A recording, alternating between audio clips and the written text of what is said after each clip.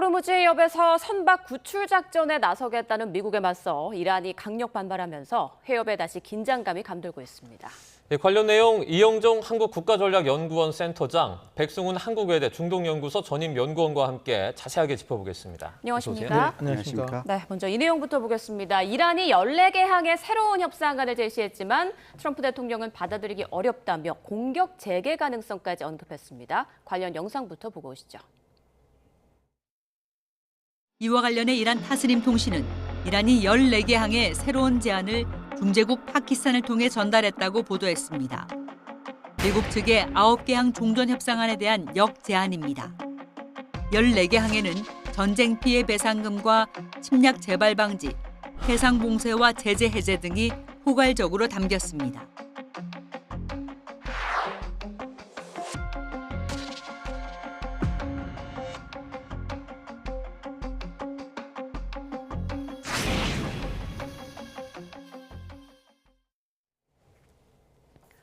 네, 이란이 핵 프로그램이 빠진 협상안을 미국 측에 제안을 했지만 트럼프 대통령은 수용하기 어렵다라고 밝혔습니다. 센터장님, 다시 양국의 협상 테이블에 앉기가 이렇게나 힘드네요. 네, 이게 모멘텀이 이제 거의 완전히 사라진 상태고요. 1차 협상 결렬 이후에 뭔가 좀 다시 살아날 불씨를 만들려 그랬는데 보시다시피 미국이 이제 9개의 항을 던졌는데 14개가 왔지 않습니까? 그렇다면 이거는 양측이 어떤 의견, 의제와 관련해 가지고 입장차를 좁히기보다는 점점 요구사항이라든가 또 명분으로 내세우는 것들이 많아지면서 협상 합의점과는 조금 더 멀어지는 거 아니냐, 이런 관측이 좀 가능하겠습니다. 트럼프 대통령이 구체적으로 어떤 내용들을 좀 동의하기 어려웠을까요? 뭐 핵 관련 내용일 수도 있을 것 같고, 예. 뭐 그냥 지금 협상 순서하고 우선순위가 지금 안 맞죠. 그러니까 지금 이란은 예견됐던 대로 단계별 안을 던진 겁니다. 그러니까 우선 그 호르무즈 항행에 대한 것들을 하고 종전 선언을 하고 핵 협상은 나중으로 미루자라고 이렇게 하는 건데 좀 이 영 센터장님 말씀대로 조금 이란이 더 센 안을 던진 겁니다. 그러니까 원래 그 경제 유인을 이제 이란이 처음에 했던 것은 호르무즈 항행 관련한 것들을 협상을 하면서 경제 유인을 받고 그다음에 다음 단계로 나가면서 핵 협상을 하면서 또 자기네들이 받을 경제 유인을 받는 건데 이번에는 호르무즈 해협 항행하는 것만 협상을 하면서 경제 유인은 다 앞에서 달라 지금 얘기를 하고 있는 것이거든요. 그래서 트럼프 대통령도 지금 어찌됐건 양측이 의제가 결정되지 않는 상황이기 때문에 트럼프 대통령도 9개 안에서 가장 센 안을 던졌던 것처럼 이란도 지금 자기네들이 던질 수 있는 가장 센 안을 던진 겁니다. 근데 저는 이게 뭐 협상이 결렬됐다라기보다는 교착 상태에 다시 들어간 거고 양측은 지금 어찌됐건 이 사항을 타파하려면 트럼프 대통령도 출구 전략에서 나오려면 또 이란도 지금 어찌됐건 이 협상을 통해서 경제적 유인을 가장 많이 받아야지 생존할 수 있는 거거든요. 그래서 양측이 그래도 협상을 통해서 그 합의를 봐야지 뭔가가 만들어지는 구석이 있기 때문에 교착 상태로 다시 들어가고 지금 우선순위 때문에 협상 순서와 우선순위 자체가 지금 안 맞아서 지금 이렇게 계속해서 지금 또 이렇게 투닥거리를 할 상황으로 지금 들어가고 있다라고 보시면 될 것 같습니다. 네, 이란 혁명 수비대는 트럼프는 불가능한 군사작전 혹은 이란과의 나쁜 거래 중에 하나를 선택해야 한다라고 말을 했습니다. 이 얘기는 이란 측에서는 지금 뭐 전혀 더 이상 양보할 생각이 없다, 이런 의미로 받아들일 수 있을까요? 그렇지는 않습니다. 왜냐하면 이란 입장도 지금 던진 안을 다 트럼프 대통령이 받을 거라고 생각은 당연히 하지 않을 거거든요. 그러니까 자기네들이 경제 유인을 받아야 되는 모든 것들, 자기 협상 카드가 호르무즈 항행 그리고 핵 문제가 있는데 지금 호르무즈 항행 하나만 갖고 경제 유인 달 거를 지금 다 달라고 지금 얘기를 한 상태라서 이란 입장도 이것을 트럼프 대통령이 받을 거라고 생각하고 던진 안은 아니기 때문에 아마 협상이 이야기가 더 진행이 된다면 아마 이제 나눠서 이렇게 진행을 하려고 할 겁니다. 근데 지금 현 상황에서는 그 양측 다 지금 치킨 게임을 하고 있는 양상으로 보이는데요. 미국 입장에서는 이제 군사작전도 할 수 있다라고 압박 카드를 하고 더 이제 경제적 제재, 그다음에 호르무즈 자유항행을 위한 자유함대 이렇게 해서 만들겠다 이렇게 가는 식으로 압박을 가하는데 이란 측 역시 자기네들이 쓸 수 있는 카드를 또 하나하나씩 더 보여주면서 이제 대치를 할 것 같습니다. 그런데 문제는 이 대치들을 하면서 이렇게 미국 입장에서도 군사작전을 하겠다, 우리는 모든 게 협상 테이블에 올라와 있다 하지만 우리가 다 분석해 봤듯이 이게 새로운 안이 나온 게 하나도 없거든요. 예. 하르그 섬 공격도 그렇고 이스파한에 있는 60% 농축 우라늄을 특수전 부대를 보내서 가져오고 나오는 것들. 그다음에 하르그 섬 외에 그 7개 그 섬들 있지 않습니까? 거기에 대한 공격하는 거 전혀 새로운 군사 작전 아닙니다. 근데 그런 것들이 다 지금 여태까지 못한 이유는 그런 제한사항이 많기 때문에 못했던 것이거든요. 거기다가 지금은 전쟁 권한법도 지금 계속 민주당에서 화두를 올리고 있는 상황이라서 그리고 지지율이 계속 떨어지는 상황, 석유 유가가 올라가는 상황에서 트럼프 대통령이 2주, 3주 전에 공격을 할 수 있겠다라고 얘기했던 것보다 상황이 더 안 좋은 상황으로 들어가고 있는 겁니다. 그래서 트럼프 대통령도 쓸 수 있는 카드가 많지 않고 이란도 지금 경제적 위기 때문에 쓸 수 있는 카드가 많지 않기 때문에 결국은 이 치킨 게임을 어느 정도 순간에서 멈추고 합의를 해야 되는데 그 순간이 언제 이루어질지 이 센터장님께서도 말씀 주셨지만 그 모멘텀이 쉽지가 않아서 지금 언제 교착점이 풀릴지는 좀 상황 추이를 좀 지켜봐야 되는 그런 국면으로 가고 있다 그렇게 보시면 될 것 같습니다. 미국에서도 이제 여론조사 결과들을 보면 계속해서 트럼프 대통령에 대한 지지율이 떨어지고 있거든요. 이런 것들을 봤을 때 트럼프 대통령은 어쨌든 지금 상황을 타개할 만한 좀 돌파구가 필요할 것 같은데요. 그렇죠. 처음처럼 또 종전을 위한 어떤 논의가 시작된 그 초반처럼 이제 나이브한 상황은 아닌 것 같습니다. 그냥 서로 이란과 미국이 편리한 대로 우리 승전했다 이러고 빠질 수 있는 이런 상황이 아니고요. 이제는 호르무즈 해협이라든가 뭐 핵 문제라든가 이런 걸 가지고 너무 첨예하게 지금 대립을 하고 있고 양측이 이제 지금 이미 패를 다 보여준 상태이기 때문에 서로 어정쩡하게 철수를 한다거나 미국도 여기서 그냥 발을 뺐다가는 이란이 다시 이 중동의 맹주로 군림하게 되는 더욱 강해진 이란이 나타나는 것을 그대로 방치했다 이런 비난을 면할 수가 없거든요. 네. 그렇다 보니까 이제 트럼프 대통령으로서는 이제 고민이 되는 이런 상황이 있는데요. 첫째로 뭐 트럼프 대통령 입장에서는 지금 이 전쟁을 시작할 때의 어떤 기본 명분이 뭐였는지 또 전쟁의 목표가 뭔지를 이 시점에서 다시 한번 좀 정리해 볼 필요가 있는 것 같아요. 네. 그래서 정말 이란의 비핵화가 중요한 건지 아니면 호르무즈 해협 장악을 통한 어떤 경제적인 것, 석유 패권을 쥐는 게 정말 본심인지를 이제는 조금 분명히 할 필요가 있을 것 같고요. 두 번째로는 어쨌든 미국이 지금 항공모함이라든가 전력을 다 배치해 놓고 있기 때문에 다시 한번 이란을 공격하고 싶은 유혹이 생길 겁니다.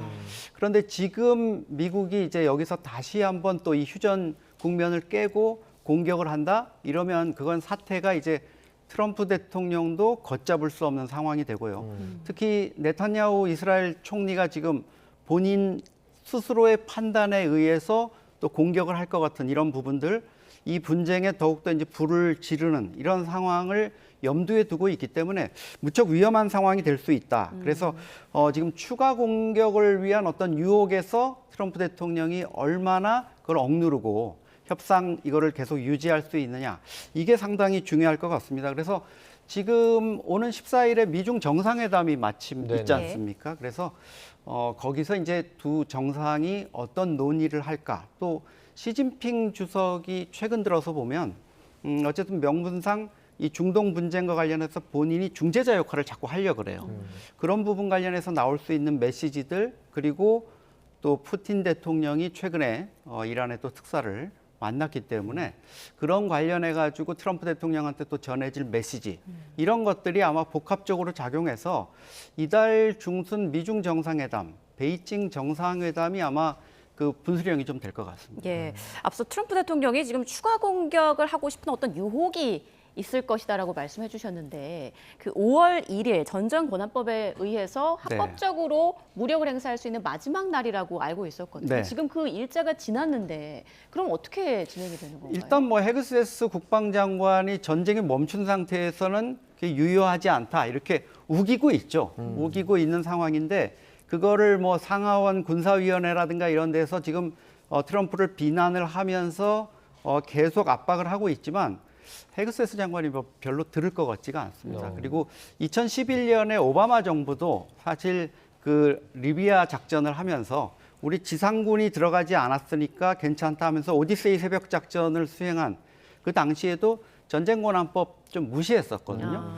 그런 것들을 이제 트럼프는 계속 내세울 거고 또 트럼프 입장에서 보면 이 전쟁권한법에 대한 약간 또 거부권 부분이 있습니다. 그런 모든 수단을 동원해 가지고 이 전쟁 권한법 법적인 부분은 아마 쉽게 그 허들을 넘을 수 있다고 생각하는 것 같습니다. 그렇군요. 앞서 미중 정상회담 잠시 언급해 주셔가지고 네네. 사실 중국이랑 현안이 여러 가지가 있잖아요. 뭐 무기, 보안, 기술 패권 이런 것들이 있는데 네. 또 그중에 가장 크게 이번에 좀 이슈가 됐던 게 타이완에 무기 공급하는 문제 있지 않습니까? 네, 그런 어떤 것들이 지금과 같은 이런 상황에서 좀 제대로 미중 정상회담에 그 좀 나쁜 영향을 주진 않을까 이런 우려들이 좀 나오는 것 같아요. 그래서 만약에 저도 이런 생각이 들었습니다. 왜냐하면 지금 이 이란 문제를 빼고서도 지금 다퉈야 될 현안이 너무 빽빽히 많거든요. 그리고 또 이란 문제를 다루는 것은 어떻게 보면 미국 입장에서는 중국한테 부탁을 하는 상황이 돼서 자기네들이 강력하게 얘기를 할 수 있는 부분에서 자기네들이 한 발 물러서 줘야 되는 영향이 될 수 있는 부분이 있어서 네네. 이게 가령 트럼프 대통령이 어떻게 이거를 사용할지는 좀 잘 모르겠습니다. 그래서 만약에 이란 문제를 끝까지 밟고 중국에 가게 된다면 어떻게 보면 미국 입장에서는 그냥 마냥 이게 자기네들에게 유리하게 미중 협상을 이끌고 갈 수 있는 의제는 아니라서 이걸 어떤 식으로 포장을 해서 얘기할지는 저도 궁금한 상황인데 그냥 이게 그냥 말씀 주신 대로 분명히 이란 관련한 것들은 영향이 있을 수밖에 없다. 뭐 저는 그렇게 보고 있습니다. 뭐 예를 들어서 대만에게 우리가 하는 것들을 많이 자제할 테니 뭐 중국도 이란에 하는 것을 자제해라 뭐 그런 식의 얘기도 뭐 물밑에서 나올 수는 있을 것 같은데 과연 그런 것들이 이렇게 어느 정도 미국 국익에 도움이 될지는 잘 몰라서 아마 워싱턴 지금 내부에서도 협상 준비하면서 여러 가지 협상이 아니라 정상회담을 준비하면서 골머리를 앓지 않을까 저는 그렇게 보고 있습니다. 네, 그리고 연구원님, 트럼프 대통령이 헤르조그 이스라엘 대통령에게 네타냐후 총리를 계속 사면하라라고 강조를 하고 있는데 이건 왜 그런 건가요? 왜냐하면 이제 지금 어찌됐건 이 전쟁 수행 국면에서 지금 동맹국을 계속 비판하고 있지 않습니까? 그럼 지금 이스라엘이 가장 요긴하고 가장 필요 있을 때 사용할 수 있는 하나의 동맹자, 하나의 카드거든요. 그리고 이란을 압박하는 중요한 카드기도 하고요. 그러니까 이런 불확실성을 없애기 위해서 우리가 계속 이 작전을 같이 수행할 수 있는 좀 안정적인 파트너를 데리고 있기 위해서 이렇게 계속 요구하는데 이게 저도 조금 약간 이게 초현실적이라고 느껴집니다. 왜냐하면 미국이라고 하는 나라가 자유민주주의를 이끌어가고 이런 삼권 분립의 공화정 이런 시스템을 되게 금과옥조처럼 여기는 나라인데 이건 어떻게 보면 이스라엘의 사법 시스템을 흔드는 그거는 사법부에서 독립된 사법부가 공개된 증거와 이런 걸 갖고 재판을 하고 있는 것인데 그렇죠. 그것을 외부에서 개입해서 이런다. 뭐 보통 예를 들어서 벨라루스의 푸틴 대통령이 뭔가 욕을 하고 그런 상황에서나 벌어질 보임직한 일들. 뭐 중국이 다른 자기네들 밑에 국가에게 요청하면서 할 수 있는 일들이 지금 민주주의의 등대라고 하는 미국이라고 하는 나라 그리고 그 대통령이 이스라엘에게 얘기를 해서 아니 지금 제대로 된 사법부가 뭐라 그럴까 증거나 이런 것들을 다 갖고 기소하고 재판이 진행되는 사건에 이거를 사면을 해줘라 이렇게 그것도 대통령이 갖고 있는 사면권인데 외부 대통령이 요구를 한다라는 것 자체가 그걸 어떻게 평해야 될지도 모를 정도로 조금 이게 초현실적으로 느껴지는 상황이다 저는 그렇게 말씀드리고 싶습니다. 최근에 또 트럼프 대통령이 계속 AI 합성 사진을 좀 올리고 네. 있습니다. 얼마 전에 뭐 람보 같은 사진도 올렸었는데 이번엔 강요들이랑 뭐 상의 탈의라든지 수영복을 입고 이렇게 수영하는 사진을 올렸어요. 이건 왜 올린 겁니까? 지금 저 자리에 저렇게 들어가서 만약에 있다 그러면 파크폴리스가 와가지고 아마 벌금 한 200~300불은 매길 텐데요. 네. 저게 이제 워싱턴 기념관, 워싱턴 DC에 있는 워싱턴 기념관과 또 링컨 기념관 사이를 연결하는 이제 뭐 반사 연못이라 그러나요? 우리말로 하면은 리플렉팅 판드에 들어가 있는 이런 모습입니다. 저게 사실 오바마 전 대통령을 저격하기 위한 목적으로 이건 만들어진 것 같아요. 이란 전쟁하고는 관계없이 오바마 집권 시기에 저 연못에 관리가 잘못돼가지고 뭐 녹조가 끼고 이랬다. 근데 내가 이걸 깨끗하게 하기 위해서 200만 불 정도를 넣어가지고 지금 성과가 있다 이런 거를 자랑하고 있거든요.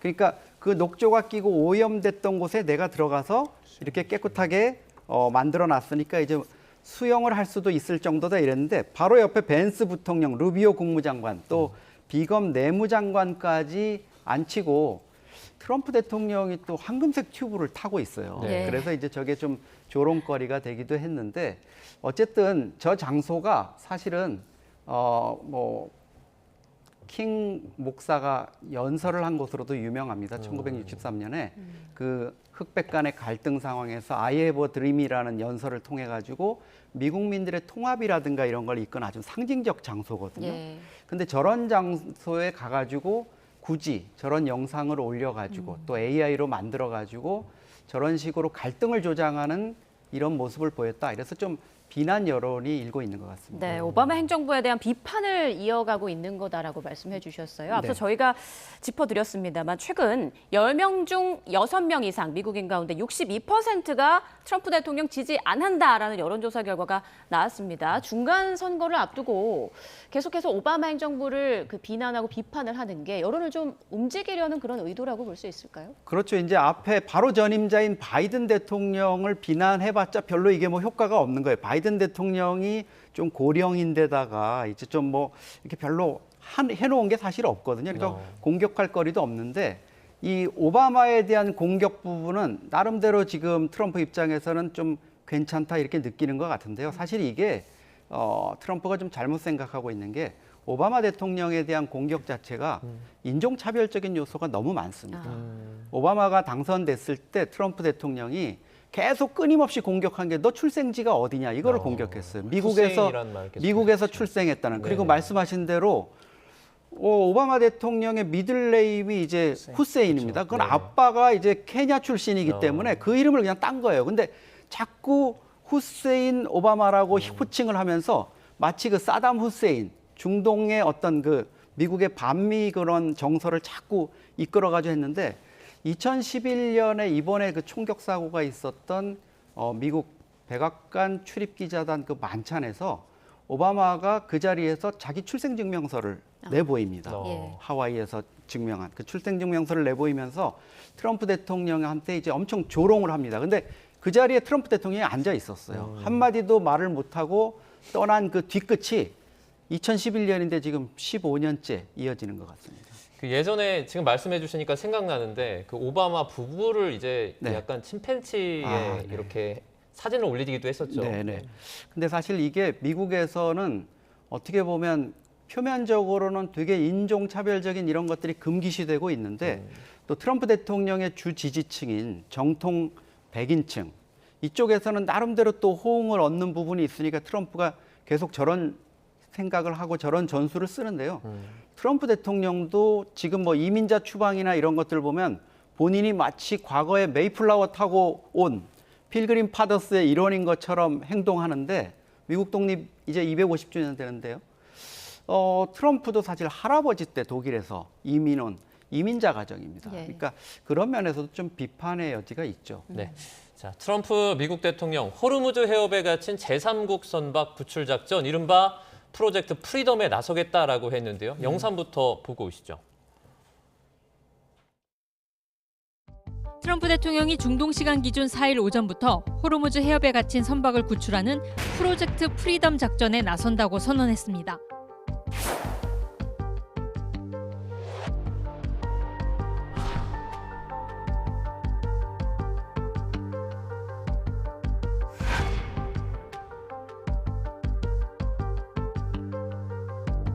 We think that they've gotten less than 1.3 million in tolls, which is a pittance on their previous daily oil revenue.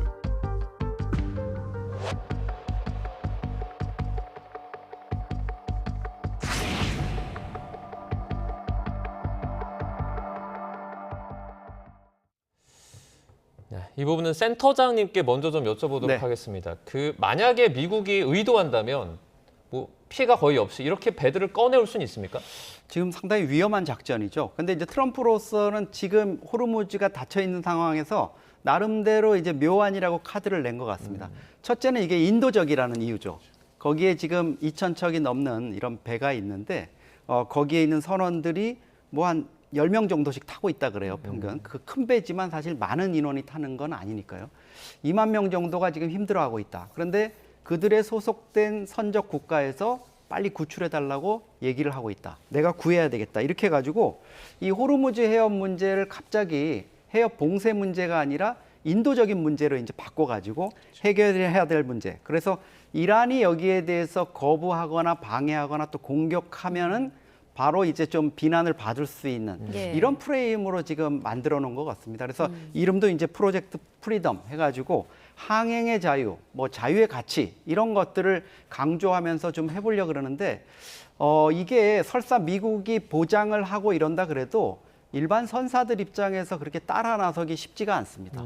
보험 문제라든가 이런 것들 이게 피격을 당해서 손실을 입을 경우에 그 손실을 떠안을 수가 없거든요. 그 어마어마한 손실을.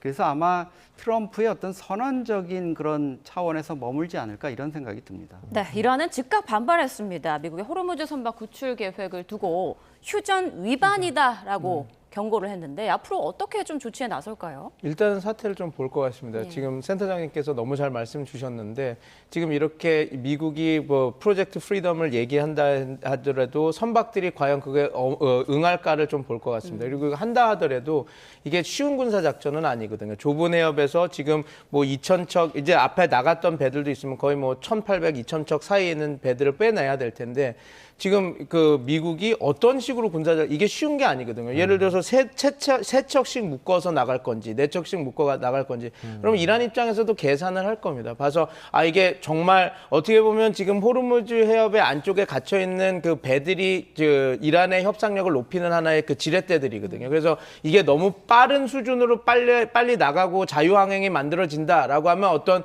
그 군사 작전을 시도를 해서 호르무즈 해협을 봉쇄하는 그 효과를 내려고 하는 것들을 하겠죠. 그러나 지금 사태 추이를 봤는데 별로 많이 호응하지도 않고 한다 하더라도 한 두 척씩 이렇게 호위하고 이렇게 나가서 그게 너무 많은 비용이 드는 거거든요. 예. 그런 식으로 된다 그러면 이란 입장에서는 크게 자기 협상력에 더 위협이 되지 않는다고 하면 좀 사태 추이를 보면서 그럼 위협은 할 겁니다. 그러니까 드론이나 이런 것들을 그러니까 따라다니면서 공격은 하지는 않지만 위협을 하는. 그래서 선사들이 알아서 그냥 자기네들이 들어오지 않는 그런 것들도 있어서 지금 뭐 엄청난 군사 작전이 벌어지고 충돌이 벌어지기보다는 사태 추이를 보고 상황에 따라서 충돌의 수위가 높아질 수 있는 가능성도 있지만 지금은 그 트럼프 대통령이 선언적으로 얘기한 것이기 때문에 예. 과연 지금 프로젝트 프리덤이 어떻게 입안되고 실제 그 작전화가 되는지를 봐야지 조금 분석할 수 있을 것 같습니다. 이란 혁명 수비대가 모즈타바 최고 지도자에 따라서 뭐 새로운 규칙을 이제 뭐 발표한다 이렇게 말을 하는데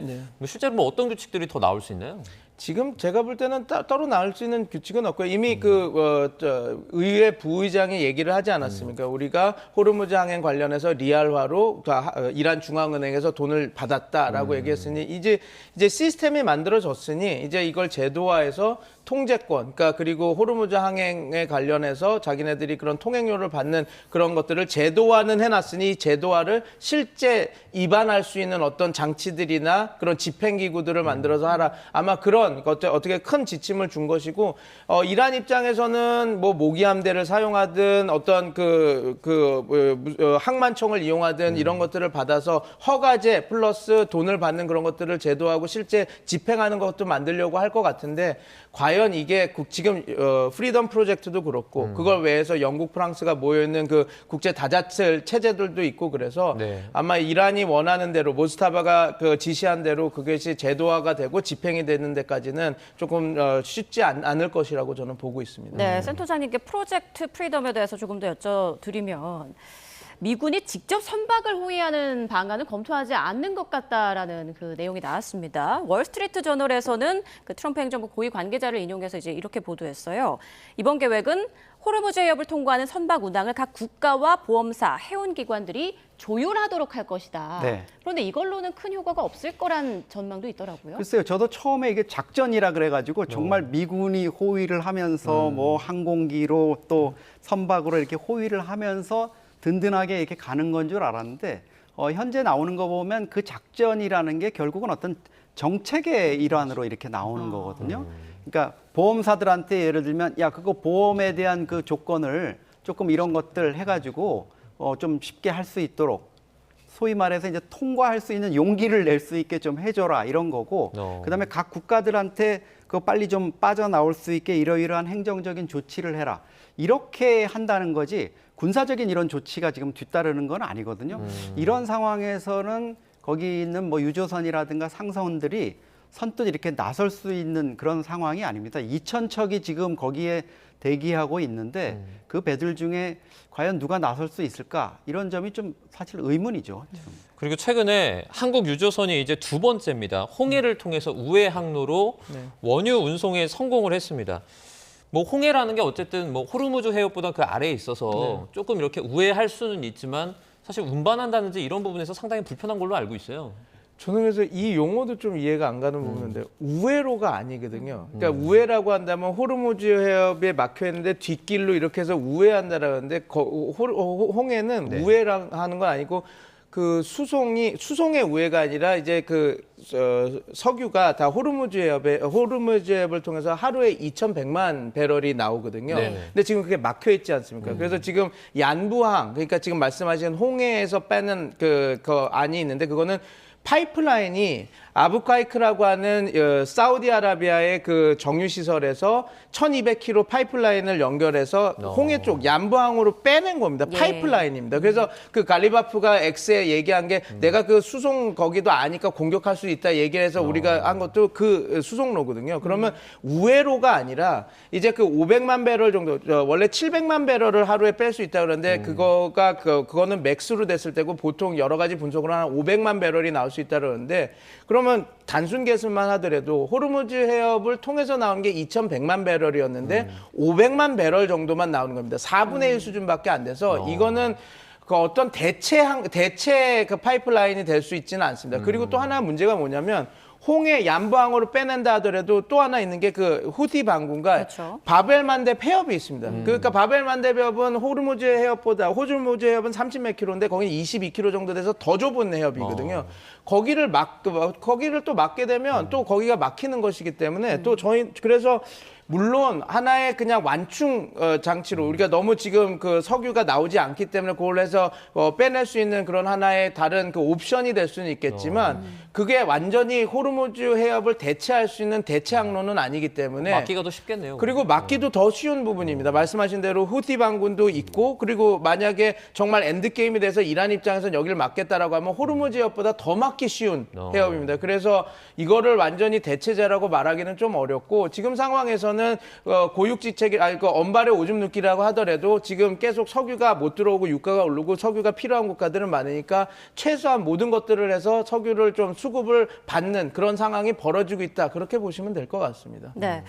자, 트럼프 대통령 동맹국들에 대한 압박을 계속 이어가고 있는데 독일 주동 미군 감축 규모가 예상보다 클 것이다라고 말을 했어요. 그래서 주한미군 감축까지 가는 거 아니냐라는 얘기도 나오는데 지금 상황 좀 어떻게 보고 계십니까? 네, 뭐 36,000명 이제 독일 주둔 미군 중에서 5,000명을 뺀다 그랬으니까 그게 뭐 한 7분의 1 정도? 이 정도를 빼는 거죠. 사실 뭐 큰 영향은 없을 수 있는데 이게 이제 상징적 의미가 있기 때문에 지금 독일의 메르츠 총리도 갑자기 지금 트럼프 대통령에 대해서 좀 러브콜을 하면서 자기가 좀 반성문을 쓰고 있는 이런 분위기입니다. 이제 문제는 한국에 과연 이 영향이 미칠 수 있느냐 이런 부분인데 예. 트럼프 대통령이 지난 집권 1기 때 평택의 미군 기지를 찾아와 가지고 실제로 그 현장을 봤습니다. 뭐 한국이 해외 주둔 미군 그 숫자로는 한 3, 4위 정도 되지만 기지 자체는 세계에서 제일 크고 현대화된 기지거든요. 그리고 트럼프 대통령도 너무나 잘 알고 있습니다. 주한미군 평택 기지가 왜 캠프 험프리스가 그 자리에 위치하고 있는지 중국을 견제하기 위한 어떤 새로운 미국의 어떤 정책으로 볼 수 있는데요. 작년 10월에 경주 에이펙 때도 이재명 대통령이 핵잠수함과 관련한 어떤 미국의 승인 이런 것들을 얘기할 때 트럼프 대통령이 흔쾌히 응해준 것도 그게 한국의 어떤 방위나 이런 게 아니라 중국의 잠수함을 견제하기 위해서 우리가 필요하니까 승인해 줘야 된다 그러니까 트럼프 대통령이 마음을 움직였거든요. 저는 한국의 그 주한미군의 성격을 트럼프 대통령이 무엇보다도 잘 보고 있다고 생각합니다. 그래서 우리가 뭐 미국의 어떤 그 함대 파견 요청이라든가 이런 걸 안 들어준 거에 대해서 트럼프 대통령이 불편해할 수는 있겠지만 이 미군 주둔 사실 자체가 뭐 대북 억지 이런 거보다는 중국에 대한 어떤 견제 이런 것들이 크고요. 트럼프 대통령이라든가 뭐 주한미군 사령관이라든가 최근 나오는 발언을 보면 한국은 재래식 무기를 가지고 대북 억지에 집중하고 주한미군은 중국을 견제하는데 조금 더 집중할 수 있도록 이렇게 역할 분담을 하는 쪽으로 지금 움직이고 있습니다. 그 주한미군 우려를 조금 지나가지고 그러면 최근에 저희를 또 괴롭혔던 관세 문제가 있지 않습니까?